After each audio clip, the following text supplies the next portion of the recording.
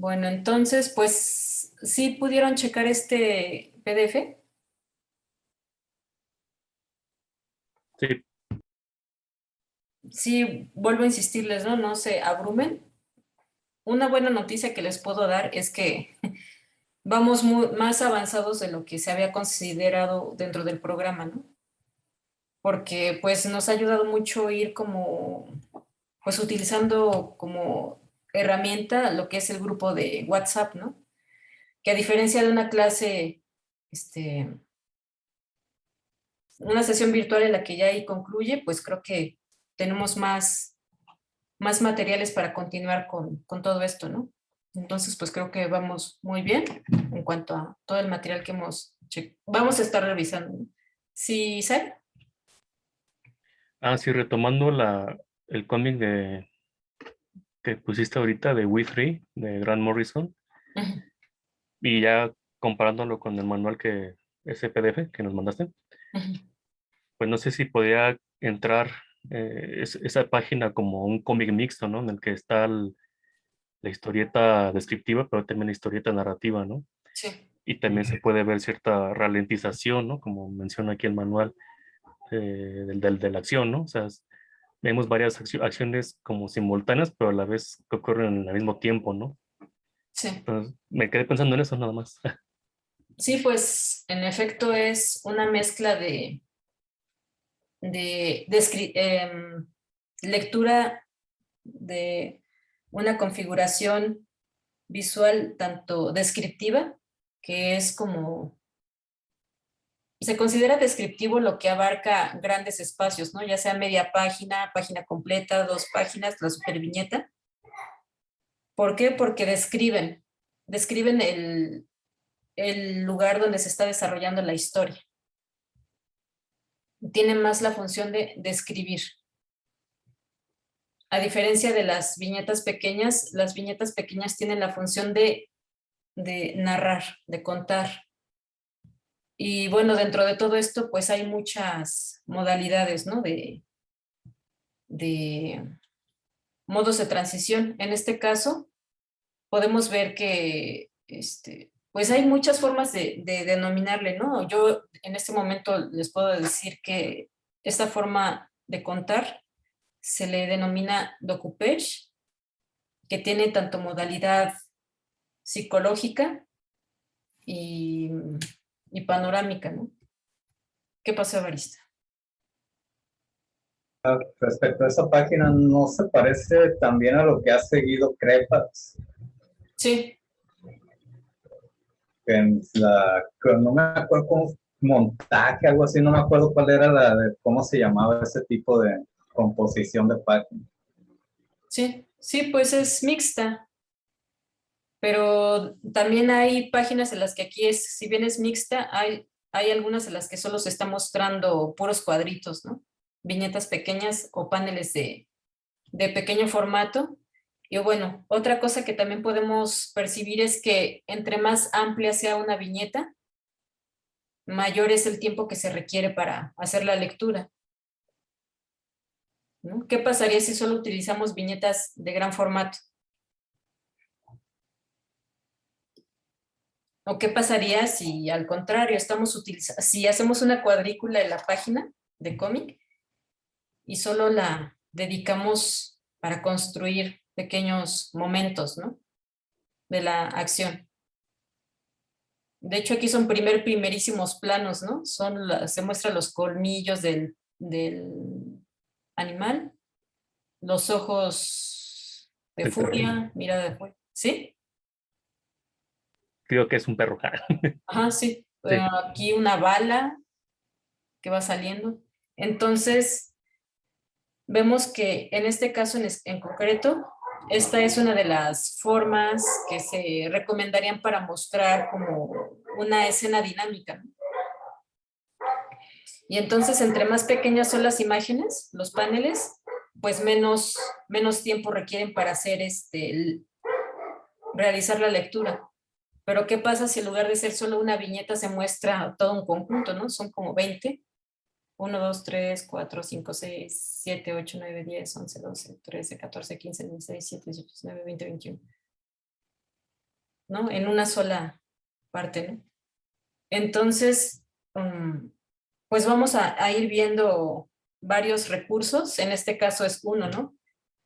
¿Cómo se imaginan que se podría utilizar este recurso dentro de su proyecto? A lo mejor no necesariamente dentro del proyecto como tal, que ya sea el definitivo, pero sí a modo de experimento, ¿no? ¿Qué pasaría si uso este recurso, ¿no? ¿Cómo se podría adecuar?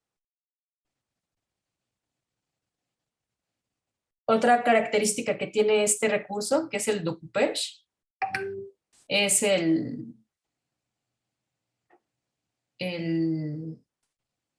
que solo son, casi siempre este recurso de primerísimo plano tiene finalidad psicológica, mostrar rostros de los personajes, como pues sí, hacer un énfasis en lo psicológico.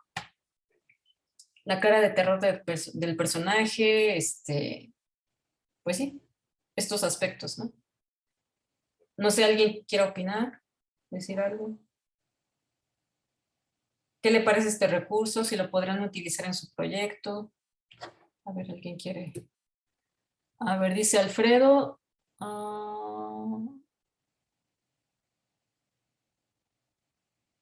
Sí, dice Alfredo, ya me reconecté, pero de antitramas, no sé si es el caso de algunas películas de David Lynch, como Mulholland Drive, Twin Peaks, Blue Velvet, porque usa secuencias oníricas que para un espectador desprevenido puede tomarlo por sorpresa y no haya conexión con la historia previa. Pues sí, digamos que es muy interesante el recurso de la antitrama como una herramienta que nos puede ayudar para que algunas piezas se ensamblen, ¿no?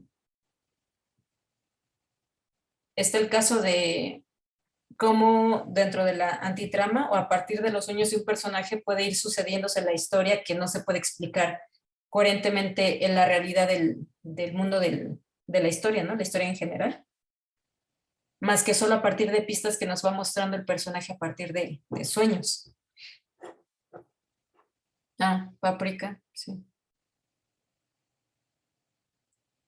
Sí, pues sigue entonces como pues la invitación a que estén viendo proyectos, principalmente de los que les han gustado mucho en cuanto a cómo han sido contadas las historias, porque de alguna otra forma ya más o menos ubican la estructura y sí, ir reconociendo en todo lo posible cómo se van utilizando, ¿no? Los recursos. Y bueno, sí, en el caso de Paprika, creo que sí predomina como la antitrama, ¿no? Mucha parte. De hecho, ahí podemos llegar al grado de decir que la antitrama es personaje en la historia. Porque es a partir de la antitrama como tal que pues es muy evidente, ¿no? A lo largo del proceso narrativo de esa historia. De hecho, hay otra, bueno, yo quiero estar citando más cómics, ¿no? Pero pues ahorita se dio más estar citando cine. Esta otra película que dicen que se derivó de Paprika, que es la de La Célula, no sé si la han visto. Está muy interesante esa película, más desde un aspecto meramente técnico, en cuanto a cómo justificas el mundo interior de un psicópata o asesino serial, ¿no? Desde ese aspecto está como interesante. A ver, esta pantalla de quién es. Están viendo en la pantalla el escritorio, ¿verdad? Sí. Sí. Ya es que aquí. Bueno, entonces, ¿algún comentario, pregunta? Y vamos viendo que sobre la marcha, me da mucho gusto pues, ver estos mensajes que me han llegado de algunos de ustedes en relación a que pues han estado como más vinculados meramente a lo teórico y que en este taller ve la oportunidad de ya plasmarlo en papel, ¿no? Todo lo que han visto de teoría, pues ver como esta posibilidad de ponerlo a la práctica, ¿no? Y bueno, entonces, ajá, ¿qué pasó, Nahum? Una subtrama pudiera ser, por ejemplo, acontecimientos que estén sucediendo como en un segundo plano, como por ejemplo en un espacio, en un contexto así, que hay una historia así principal que está sucediendo a los personajes, pero una historia que esté pasando en el contexto, por ejemplo, en un mundo que quizá no se muestre como de manera como tan clara, pero que esté sucediendo de trasfondo y que en algún momento se conecte. ¿Eso podría ser una subtrama? Sí, sí, a veces no necesariamente se está explicando, pero lo principal es que vaya existiendo una coherencia del por qué se utiliza tal o cual recurso. Ok, Sí, se procura en todo lo posible que se vaya justificando a lo largo de la historia. claro, sí, que hayas como ciertos nodos donde cobre sentido, ¿no? O que dé pistas o algo así. Sí, sí, es que de hecho no sé si recuerden que les mencionaba en sesiones anteriores que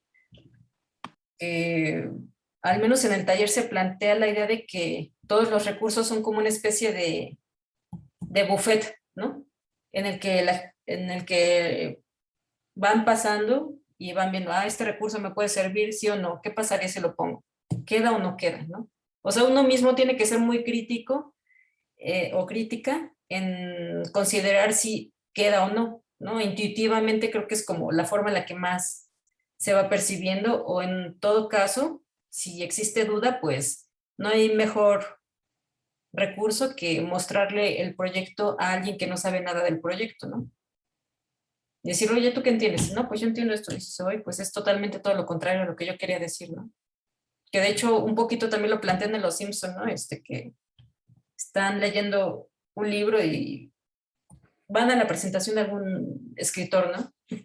Y sí, creo que es como muy importante, sin duda, nunca subestimar este recurso de preguntarle a una persona totalmente ajena al proyecto, ¿no? De hecho, por eso a mí, yo soy también de la idea de no platicarle tanto a la gente sobre sus proyectos. Si usted, o sea, sí, pero si le quiere mostrarle algo, ya muéstrenle partes ya muy específicas, ¿no? Pero no, nunca les digan, oye, es que mira, yo aquí lo que quise decir, aquí me faltó dibujar esto. No, o sea, el proyecto tiene que hablar por sí mismo, ¿no?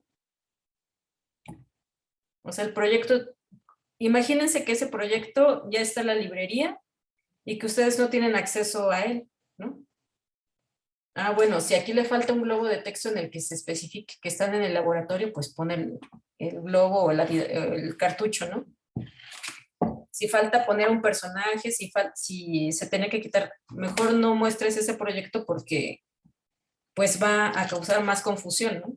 O sea, yo sé que a veces es, no, es que ya quiero que vean, pero dices, no, pues es que ¿para qué? Creo que es muy usual eso, ¿no? Ni modo, mejor esperar y que tenga más tratamientos el proyecto, pero que termine siendo lo que en realidad es, ¿no? No sé qué opinan. Y y bueno, estábamos viendo los tipos de tramas. Uy, como que.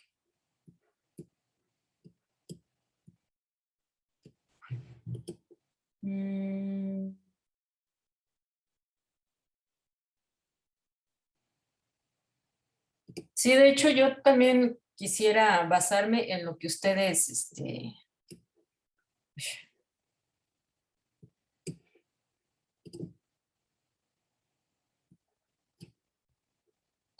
las sugerencias que ustedes tengan, ¿no? Si, Anabel, chequemos más sobre tramas, chequemos más sobre esto, porque yo ahorita voy como intentando ir generando el vínculo de los temas a partir como de lo que van preguntando, pero creo que ahorita es importante ir diferenciando los tipos de tramas, ¿no? Como básicas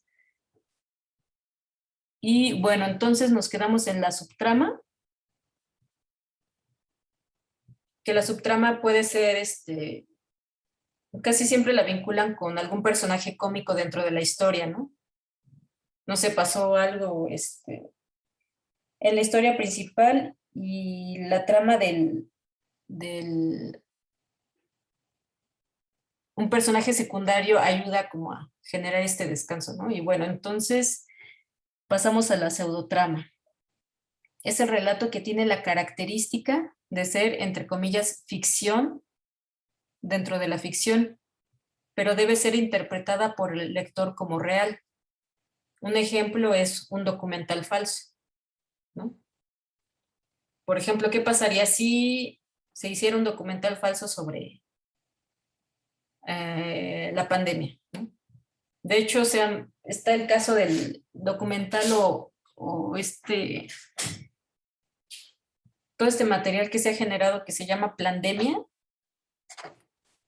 Podría ser un conjunto de materiales que quieren considerarse falsos, ¿no? De hecho, no sé si les ha pasado no sé, a mí me ha pasado que he estado intentando checar varios materiales y dice bulo, ¿no? O falso, ¿no? Y me parece muy interesante porque eso no lo había visto antes, ¿no? Aquí plantea Alfredo el caso de la película de la bruja de Blair. Sí, sí, pues es también un ejemplo, ¿no? De pseudotrama, tipo documental. Y creo que si viéramos estos recursos como sigo insistiendo a ver, hay más comentarios. Ajá, o La Guerra de los Mundos en la versión de radio de Orson Welles. Pues sí, ¿qué finalidad tienen todos estos productos culturales, no? Son ficticios, pero dan la sensación de ser reales, ¿no? Entonces, nosotros tenemos que ver qué función en concreto tiene cada una de las tramas y ver qué tanto pueden adecuarse a un proyecto, ¿no? Por ejemplo, si alguien de ustedes quiere trabajar un proyecto como de crítica social, pueden plantear incluso que es como un mundo alterno, ¿no? Casi siempre lo plantean a modo de mundo alterno, ¿no? Y bueno, sigue entonces la trama central o primaria, que como su nombre lo indica, es el relato principal dentro de la narración. Se puede complementar con otras tramas, para generar variación, evitando que la narración sea plana o neutra. Entonces, vemos que aparentemente sí puede haber un predominio de una trama sobre otra, pero va habiendo o existiendo algunas pequeñas intervenciones de otras tramas, ¿no? Poníamos el caso de las series que consisten en que se desarrollan en un hospital, ¿no? Los personajes son tanto los doctores, las enfermeras, los enfermos, etcétera, ¿no? Entonces vemos que en efecto cada uno de los personajes está cumpliendo una función muy específica dentro de la historia. De hecho, sí he visto que algunas narraciones o proyectos donde dicen, no, es que aquí falta como un elemento que genere un descanso. Bueno, pues vamos a ver qué tan viable es una antitrama, ¿no? Para poner que el personaje sueña con, por ejemplo, el caso de Blade Runner, ¿no? Que sueña con un unicornio y es como una especie de escape incluso del personaje, ¿no? Entonces tenemos que ver qué tipo de trama se puede utilizar para mostrar cosas que no se pueden mostrar de otra forma, ¿no? Y bueno, entonces, pues les reitero, ¿no? Lo ideal es que ustedes vayan haciendo ejercicios, al menos que sean como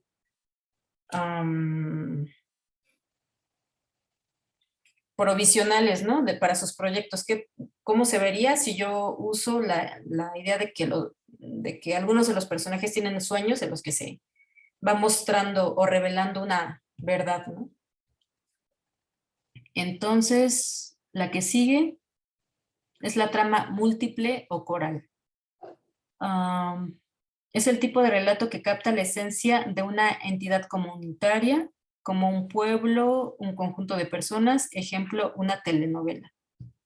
Es el caso como tal de las historias de las series que consisten en que se desarrollan en un hospital, por ejemplo, una novela. Se puede decir que la trama de Amores Perros, ¿no? Es la historia de dos chicos que tienen un perro, ¿no? Para pelear, un perro de peleas, la historia de una modelo y la historia de un como ex sicario, ¿no? Entonces regresamos a la idea de lo que sería el proyecto y la síntesis a partir de los enunciados. Y podemos ver que prácticamente cada uno de los enunciados tentativamente pues, puede conformar un capítulo como tal. No sé qué opinen al respecto de esta parte, ¿no? Que cada enunciado tentativamente puede conformar un capítulo. Y bueno, entonces, aquí tentativamente se consideró en el ejercicio 10 puntos. Pero ¿qué pasaría si nos vemos sujetos a la necesidad o sugerencia editorial que digan, oye, en lugar de hacer 10 capítulos, ¿por qué no solo 3? ¿No? O sea, dentro de lo que es la flexibilidad de ir desarrollando el proyecto, también ya está la otra posibilidad, ¿no? En la que ya se está sujeto a trabajar con un editor y que el editor a veces totalmente, si uno ya deconstruyó al hacer el proyecto, también a veces está esta posibilidad de la que prácticamente pone como una condición el editor eso, ¿no? ¿Qué pasaría si tu proyecto lo consideras para irlo desarrollando a modo de entregas periódicas, ¿no?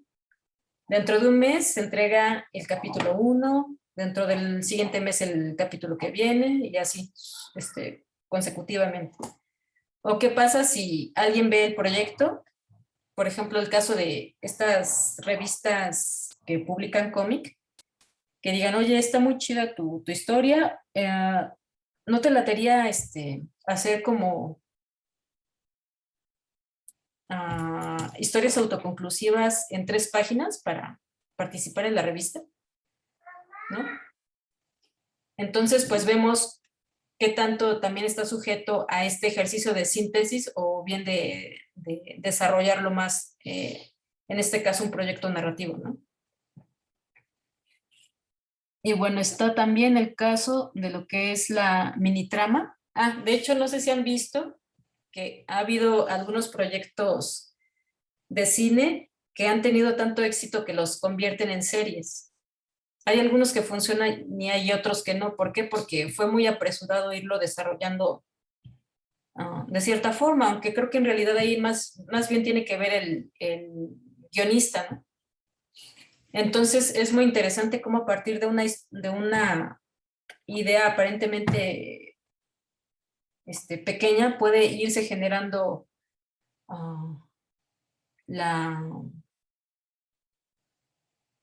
el material para toda una serie, para toda una saga, etcétera, ¿no? Entonces de ahí que parte de lo que se sugirió como ejercicio inicial para el taller es hacer un ejercicio como un cuento y que entre más amplio sea mejor, ¿no?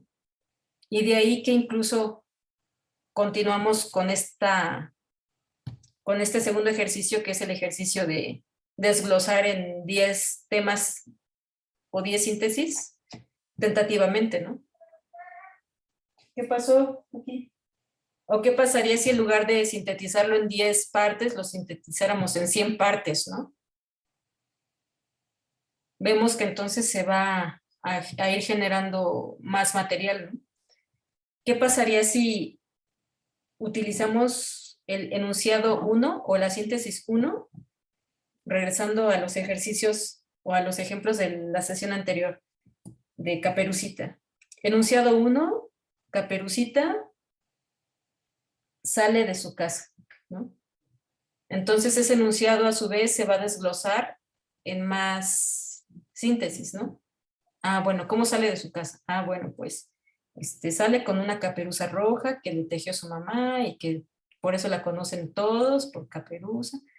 En una canasta le pone a su abuelita comida porque está enferma, la abuelita está enferma de bla, bla, bla, por eso no puede levantarse y tienen que ayudarle, etcétera, ¿no? O sea, como un tema o una síntesis inicial se va desglosando a su vez en más puntos. Y es a su vez cada uno de estos puntos que vamos a ir desarrollando, ya sea descriptivamente o narrativamente, ¿no? Por ejemplo, hay una parte de la descripción es cómo es Caperucita, cómo es el bosque, cómo es la abuelita, cómo es la casa, cómo es la canasta, cómo es, o sea, parte de la descripción es mucho de lo que va generando la parte visual, ¿no?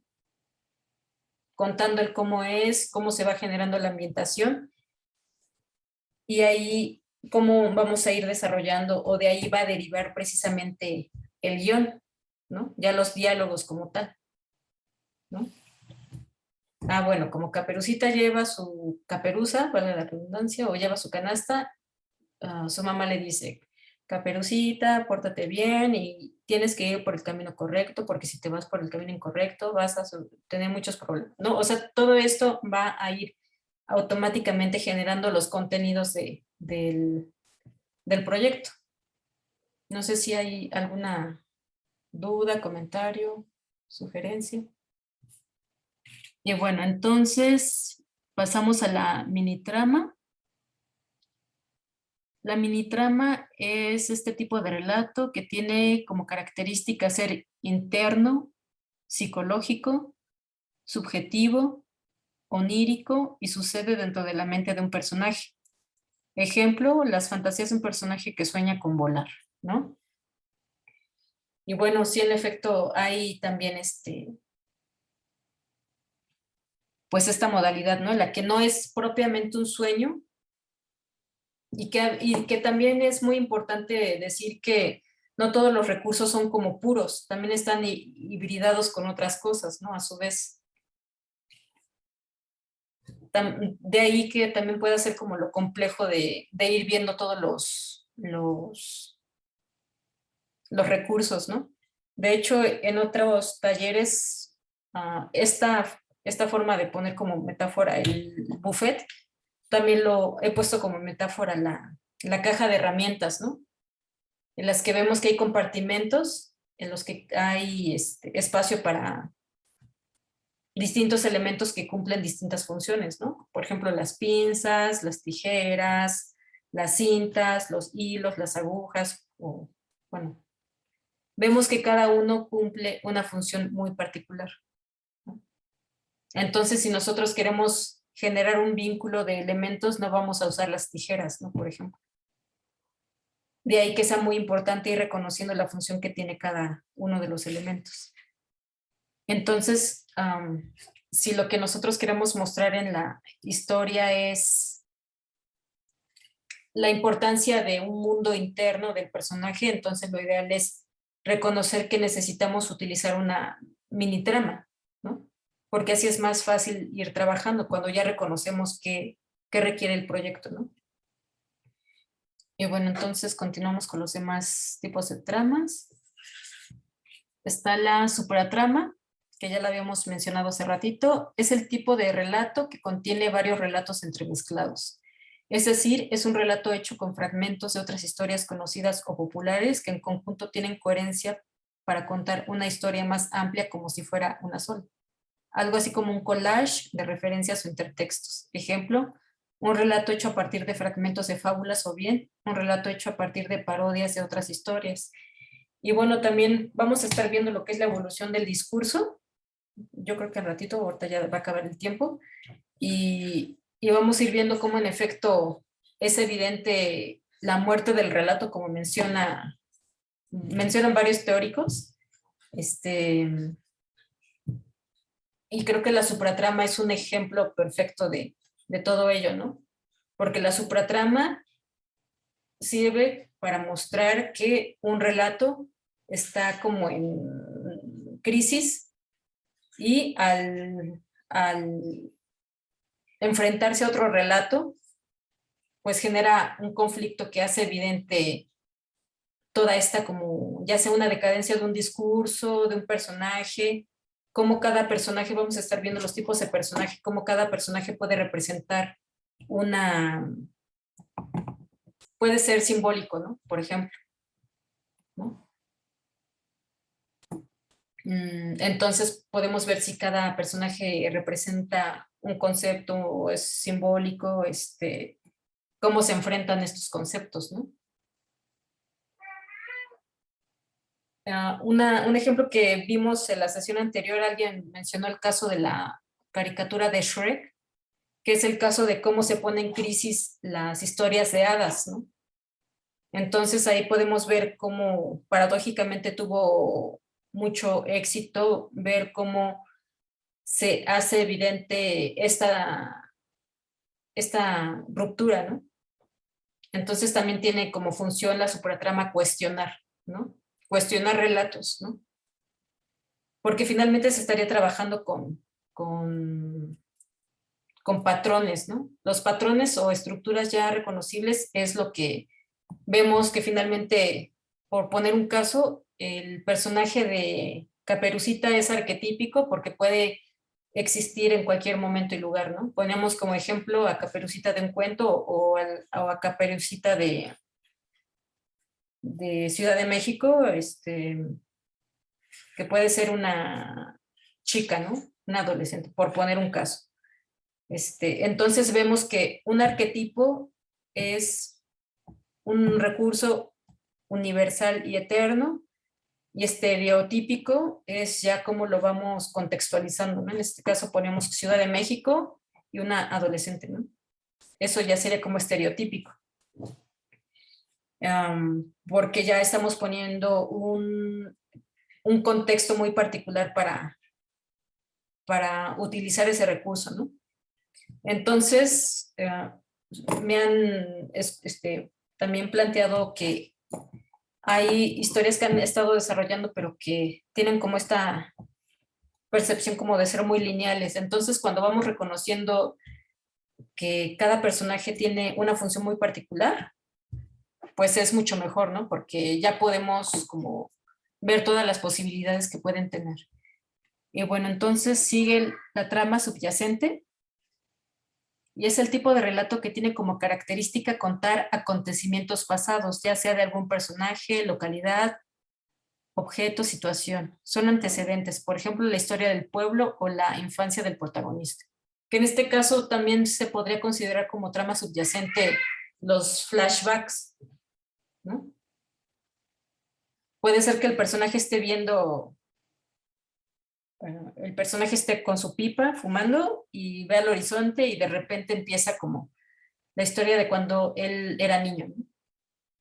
Entonces reconocemos que es algo que inicia con un flashback, ¿no? O son necesarios los flashbacks, o lo que le denominan flash forwards, ¿no? Que son como el lugar del pasado al futuro, ¿no? Entonces ¿en qué momentos requiero que mi historia plantee fragmentos del pasado para dar pistas al lector, ¿no? Y bueno, función y aplicación de las tramas. Los diversos tipos de tramas, dadas sus características, son algo así como herramientas que puede utilizar el guionista de acuerdo a lo que requiera para contarse en el proyecto. Es importante mencionar que a grandes rasgos un proyecto narrativo se constituye durante todo su desarrollo de varias de ellas, es decir, no se compone solo de una. La finalidad de la utilización de diversas modalidades constituye una rica gama de texturas o de relatos que conforman, entre comillas, el tejido de la historia.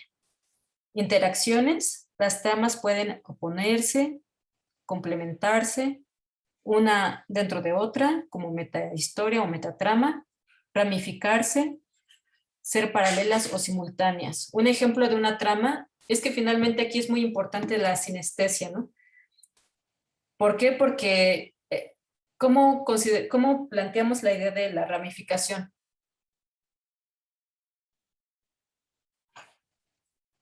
¿Algún ejemplo de ramificación que ustedes pudieran poner como caso?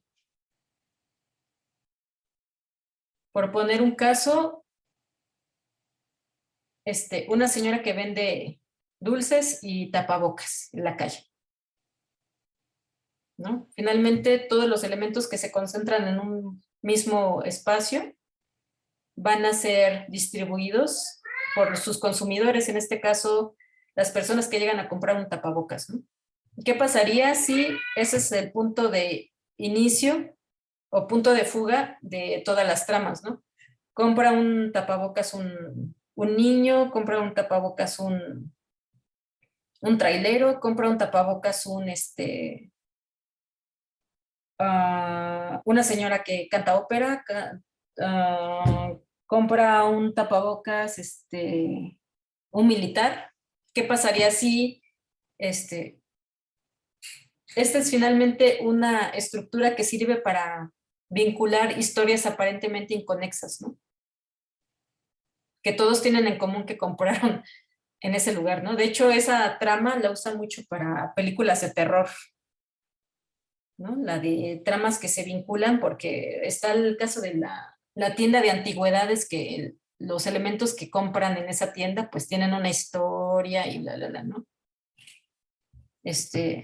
También las tramas pueden ser simultáneas o paralelas, ¿no?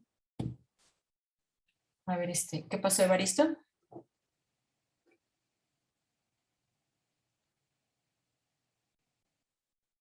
Este sería el punto de partida también de la historieta de Héctor Germano Estergel y Alberto Becha, es Morg Cinder, que todas tienen en común que cuentan historias de objetos que están en la tienda de antigüedades de Entra Winston.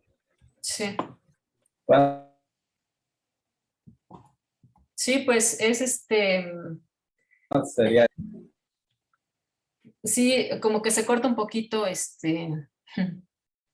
la transmisión, pero creo que sí se escuchó más o menos, ¿no? Que el cómic de Mort Cinder tiene este tipo de trama, ¿no? Y bueno, pues no sé si tengan hasta este momento alguna duda, comentario, y bueno, ya va a acabar este minuto. Ahorita nos volvemos a conectar. Y bueno, yo aquí la actividad que se sugiere es revisa tus historias favoritas, pero ahora desde un punto reflexivo, buscando identificar los tipos de tramas en otros cómics. Otro ejercicio consiste que a partir de cada tipo de trama elabores, después de observar sus diferencias, un ejemplo de cada una a modo de síntesis. Y bueno, aquí si bien pues puede ser solo escrita, ¿no? No necesariamente dibujarlo. Por ejemplo, bueno, si mi personaje se llama Caperucita, puedo inventar que Caperucita, antes de que pase todo eso, sueña con unos colmillos que la amenazan, pero no sabe qué significa, ¿no? O sea, entonces podemos trabajar tanto con una historia que ya conozcamos o que nos guste mucho, o también ya con nuestro proyecto, ¿no? Y bueno, ahorita ya en cualquier momento se corta. Ahorita nos conectamos otra vez. Bueno, Alfredo menciona la trama